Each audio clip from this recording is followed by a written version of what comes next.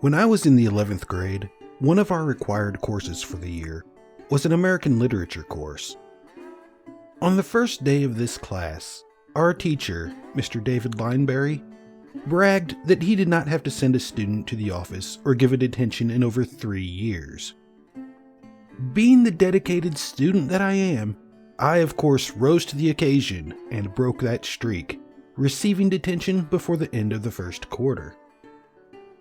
Although I broke his streak, Mr. Lineberry didn't hold a grudge, but he did require us to read Stephen Crane's Civil War novel, The Red Badge of Courage. As our class finished this story of symbolism, impressionism, and personal conflicts of heroism and cowardice, Mr. Lineberry led us out of the classroom into a nearby park, showing us the remains of trenches dug into the trees and off the beaten path. As we examined the trenches, Mr. Lineberry told us his own story about local history, that of the battle that never was, a story of Sterling Price's 1864 Missouri campaign, and how he led his forces to Jefferson City to retake the capital city for the Confederacy. Many of my fellow students and I were engrossed in his tale, being largely unfamiliar with it, and it is a story that deserves to be retold. Join us as we discuss Sterling Price, Civil War battles, an embarrassing twist for the Confederates, and how they all became a part of the Show Me.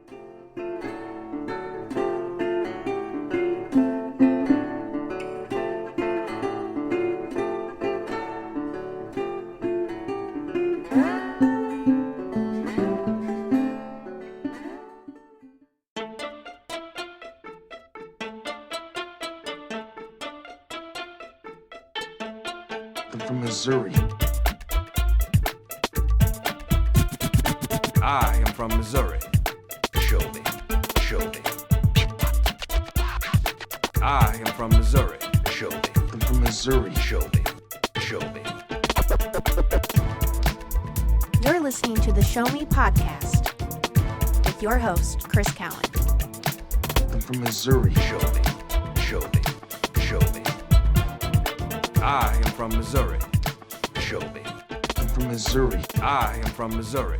You have got to show me.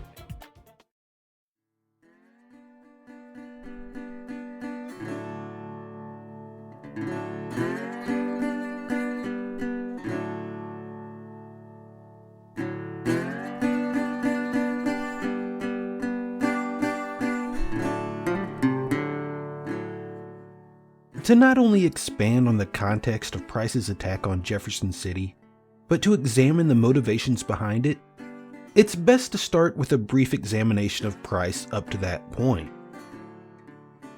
Price was a Virginia native who came to the Show Me State in 1831, taking up residence in Fayette before settling in Keatsville.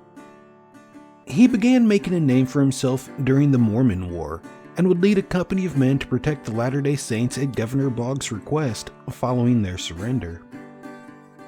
His popularity throughout the state grew, and he was elected to the State House of Representatives in 1836, and then again in 1840, eventually becoming Speaker of the House. He left this office in 1844, and the following year was elected to the United States Congress before resigning to join in the fighting of the Mexican-American War. While already well known in Missouri, it would be Price's actions in the Mexican-American War that would see his popularity explode. As a colonel, he marched his regiment under Andrew Doniphan, and he would make a name for himself for 2 primary reasons. The first was that he often ignored orders, much to the chagrin of his superior officers. And 2, he was capable of making incredibly fast maneuvers that often caught larger forces, sometimes over 3 times the size of his own regiment, completely unaware, making him a war hero. With this newfound status and popular support, Price would serve as military governor of New Mexico before returning to Missouri as a brigadier general with an honorable discharge, even though he had been reprimanded by then Secretary of War William Marcy in 1848. After his return, Price moved to the northwestern portion of the state, growing tobacco near Bowling Green and purchasing slaves to work his fields. He was still remembered as a war hero, and he had political experience. So it came as no surprise when he was elected to the governor's office in 1853 and then served as the state's bank commissioner until 1861.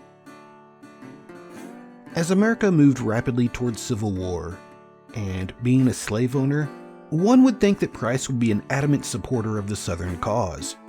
So it may come as a surprise that when Southern states began seceding from the Union, Price found himself opposed to their actions and supported the Union. At least, he supported them initially, even voting for Missouri to remain in the Union at the Missouri State Convention. Missouri held value to both the North and the South in the conflict to come, and the sentiments of Missourians were decisively split between the Yanks and the Rebs. Captain Nathaniel Lyon and Francis Preston Blair Jr. would move into St. Louis and seize Camp Jackson from the state militia, an act by the federal government that Price found incredibly offensive. So offensive, in fact, that it would drive him to change his loyalties and don the gray uniform of the Confederacy. From here, we're going to go ahead and skip through much of the Civil War and get straight to Price's 1864 campaign into Missouri and into his attempt to take the capital.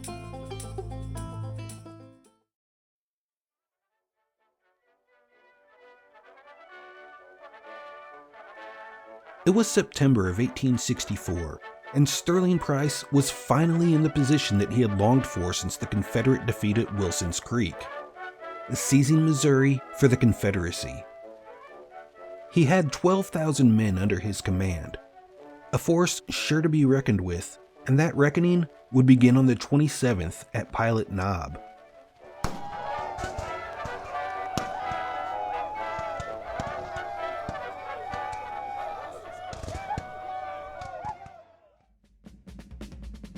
Price's forces outnumbered the Union forces at Fort Davidson outside Pilot Knob by over 10 to 1. Price's troops assaulted the fort and were repelled. They attacked again and were once again forced back. Heavily outnumbered, Brigadier General Thomas Ewing knew that he could not repel the rebel forces forever, and he received words from his Union superiors to abandon the post. He and his men snuck out of the fort in the late hours of the night, carrying all that they could. Before the last Union man left, a slow-burning fuse was lit, a fuse that led to the powder magazine. With Ewing and his men safely away, and having slipped successfully through a gap in Price's numerous forces, the fuse did its job, and a large explosion erupted and echoed through the area. Price held his men back from the fort and waited until after the sun rose before sending men to investigate the cause of this blast. His men were angry. The Union had slipped past them and destroyed or carried away the equipment that they had wanted. The rebels wanted payback. They wanted revenge for their embarrassing blunder. But Price wouldn't let them pursue, holding his men back. Pilot Knob's Fort Davidson had been a costly endeavor for the South. Of Ewing's 1,500 men, he had 184 casualties, 28 of which lost their lives. He made Price lose 1,500. One rebel wounded or killed for every Yankee in the fort. Ewing's stealthy escape would make national headlines, embarrassing Price.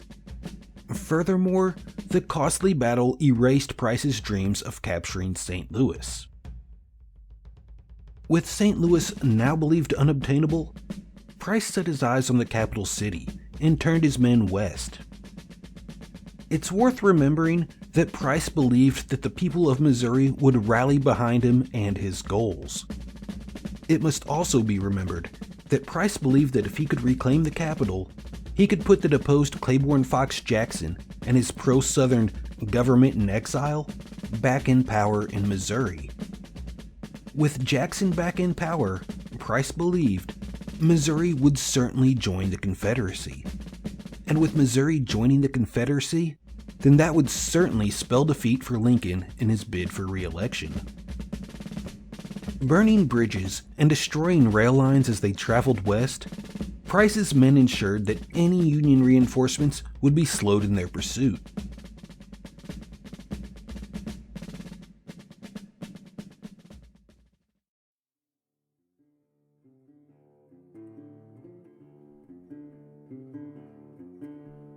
Price was well known in Missouri, along with his sympathies, and while the population had yet to gather behind Price as he believed, he had attracted some guerrilla fighters, and that was cause for concern. Jefferson City had a significant population of German descent, and many of the German population throughout the state held abolitionist beliefs, and many had been targeted by the Rebs for those beliefs. For the people of Jefferson City, the chances of falling under CSA authority became an ever-increasing reality. As for Price and his men, they continued moving further west and neared the town of Herman, where cannon fire gave them pause. The sounds of a competent opposition rang out, but after having previously been tricked at Pilot Knob, the deception at Herman would not hold out to embarrass Price. The cannon fire came from one gun, an old cannon that was being operated by 3 older men of the town. Price's men seized the cannon and then threw it into the Missouri River. They then helped themselves to the town's famed wine and continued pressing west towards the capital. The grapes and the cannon would be Herman's only casualties that day. Back in Jefferson City, the worry only increased, and residents began fortifying the town as best as they could before Price's arrival, expanding what had already been done since the war started and the Union claimed the capital city. With no more than 3,000 men, mostly consisting of the militia, Union forces at Jefferson City were clearly outnumbered, but they had one thing on their side: time. Price had made a name for himself for his incredibly rapid advancements in the Mexican-American War, but that was years ago, and now he could barely ride a horse. He now weighed at least 300 pounds and had to rely on a carriage with a reinforced seat to transport him. Any advancements of his would move much slower, giving the people of Jefferson City much needed time to prepare for Price's impending assault. Price's inability to rapidly advance to the capital gave the residents of Jefferson City the time needed to prepare, and the time for additional firepower to reach the seat of state government. The militiamen were joined by others living in the town, free and slave alike, with prisoners from the Missouri State Penitentiary even being put to work to prepare defenses. In Missouri's early days of the war between the states, Jefferson City had been heavily garrisoned, but that was no longer the case. The 5 forts that had been constructed around the town had once housed 10,000 men, something seen as a necessity early in the war, as uncertainty over loyalties and the direction of the state could easily be viewed as a toss-up. Over 3 years into the war, Missouri had remained in the Union under martial law, and Union forces had been moved to areas deemed more important. The 5 undermanned forts that had once provided security for Jefferson City were not the only lines of defense. High Street sat along the top of a hill, and the brick buildings that made up the shops, hotels, offices, and other businesses of the town had holes drilled in their backs, facing south in the direction of Price's likely assault. These holes allowed for Union riflemen to fire from a fortified position. Hasty fortifications were also erected to support the makeshift firing positions along High Street, and in the southwestern portion of town, earthen trenches were dug. These trenches would provide cover for all Union forces not on High Street or stationed at the 5 forts. They would also provide the first line of resistance that Price and his rebel forces would meet should they attack, and being outnumbered over 3 to 1, Jefferson City would need all the resistance that they could muster. The slowed maneuvers of Sterling Price also provided time for 3,000 more soldiers to arrive in the capital from the Rolla region, providing an unexpected amount of relief that doubled the amount of soldiers capable of defending the city. The arrival of men from Rolla provides a story of its own, as the Union commanders in St. Louis were slow to react to the concerns of the capital, as they were uncertain if Price would head towards Jefferson City or try to take Rolla. It became clear to Brigadier General John McNeill that he and his men at Rolla would not see the brunt of Price's forces, and ignored orders to remain in the area, moving northwest to help his Union compatriots at the capital. These men, who provided much-needed relief to the residents of Jefferson City, arrived on October 5th, narrowly beating Price, who crossed the Osage River the next day. In a moment of irony, after crossing the Osage, Price's men came across the small town of Taos, lying to the southeast of the capital city. This small town took its name from Taos, New Mexico, a place where Sterling Price put down a rebellion during the Mexican-American War, and here he was, the man himself, leading a rebellion through a city named after that locale. After crossing, Price led his men south and then hooked west, intending to attack the city from the south. The last obstacle between Price and his assault on the capital was now the Moro River. As Price and his men crossed the Moro, the first shots of the quote-unquote battle would ring out. With Southern forces crossing, a small Union group spotted them and opened fire, with the rebels returning fire of their own. 3 Union soldiers would die in this skirmish, and Price's itinerary on the raid shows losses at Jefferson City being minimal. The Union men fell back to the north, where defensive troops awaited Price in their trenches. Southern forces would use a nearby spring, one likely used by the Union just a day before to water their horses and replenish their canteens and supplies. It was now October 7th, and Price's forces moved to the southeastern edges of Jefferson City, taking up position on the hill directly south of the Union entrenchments. A Confederate cannon boomed, signaling Price's presence and intending to intimidate the smaller Union forces and the city's residents. Looking down from their position, Price's scouts could see a Union cannon battery on Union Hill, the site of the current Jefferson City High School, which would serve as a deterrent to moving through the valley below. Price's scouts would play a large role in the events that unfolded, and the Union came to a strong conclusion. Brigadier General Egbert Brown, the man responsible for Jefferson City's defenses, believed that Price's intel likely relied on what he knew from early in the war, and that his scouts would be searching along the southern edges of the city. It was through this understanding, and the fortifications hiding his own troops, that Brown and his Union commanders developed a strategy that they would use to try and save the town from the larger Southern forces. They knew that Price's scouts would see 2 key areas of the city from their vantage points: the Capitol building itself and one of the forts, known as Fort Lilly, where 3,000 of the city's 6,000 defenders waited. It would be these 3,000 men that would be used to create an illusion on a grand scale. The Union men were positioned at the bottom of the hill that Fort Lilly sat upon, and they were marched up that hill, through the fort, and to its rear, where they quickly ran around the backside of the hill and rejoined the rear of the marching soldiers, where they would once again march up the hill in full view of General Price's scouts, return down the hill once more, out of view, and continue this cyclical march, giving the 3,000 Union forces the appearance of a force 3 times that size.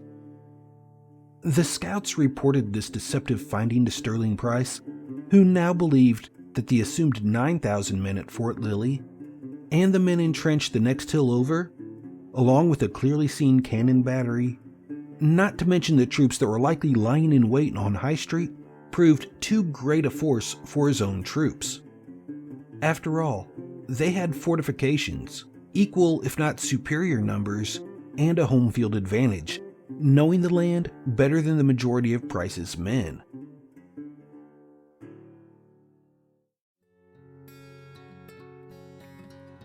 With this false intel, Price knew that he could not take the capital, especially after the costly encounter at Fort Davidson. His plan to reclaim the seat of Missouri's government for the Southern cause was dashed, and he would continue his raid through the state by moving on to Boonville, Lexington, and finally Westport, seeing his defeat and departure from the state. Had Sterling Price decided to attack Jefferson City, he likely would have taken the capital. The assault would probably have been costly, and Union forces in Missouri would likely have retaken it not long afterwards, as Union forces pursued Price and defeated him shortly after in the Battle of Westport, the largest Civil War battle to take place in Missouri and one of the largest west of the Mississippi. The sheer number of Union forces pursuing Price indicate that he and his men were viewed as a serious threat. The propaganda for the South would have been immense if Price was able to take Jefferson City. Even more so if he would have been able to reinstate ousted Governor Claiborne Fox Jackson and the exiled members of the state government. It also must be remembered that Price himself once served as Missouri's governor, and under his command was John Marmaduke, who would serve in that office in the late 1880s, showing multiple candidates capable of leading if they could only obtain that office for the South. Ultimately, Price's attack on Jefferson City and his entire 1864 raid into Missouri were failures.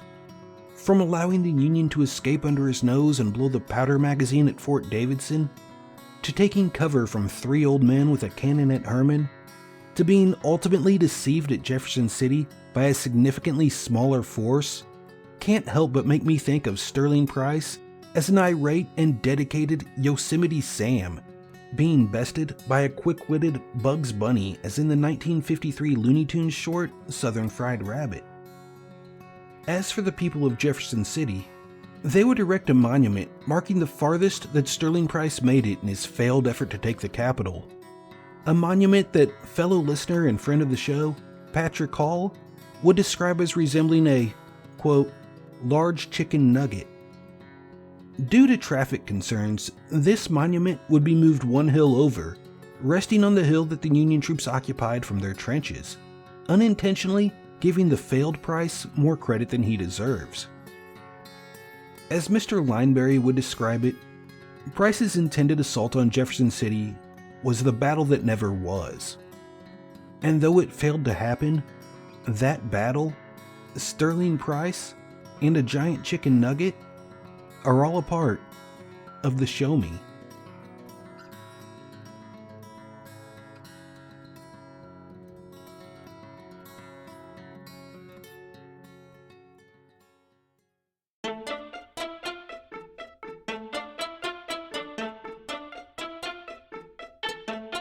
I'm from Missouri. I am from Missouri. Show me. Show me. I am from Missouri. Show me. I'm from Missouri. Show me. Show me. This has been a presentation of the Show Me podcast. If you have enjoyed this episode, then please leave us a review on iTunes, Google Play, or whichever service you listen with. Contact us at theshowmepodcast.com. Find us on Facebook, follow us on Twitter, or leave us a voicemail at 573-203-8668. This presentation is copyright 2019, The Show Me Podcast. No part of this program may be duplicated or reproduced without the written consent of The Show Me Podcast. Music in this program is Creative Commons Media and is the property of the respective creating entity. Thanks for listening, and we'll see you in 2 weeks for another episode of The Show Me. I'm from Missouri. Show me. Show me.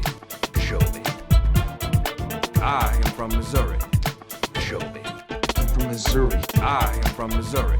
You have got to show me. Show me. Show me. I'm from Missouri. Show me.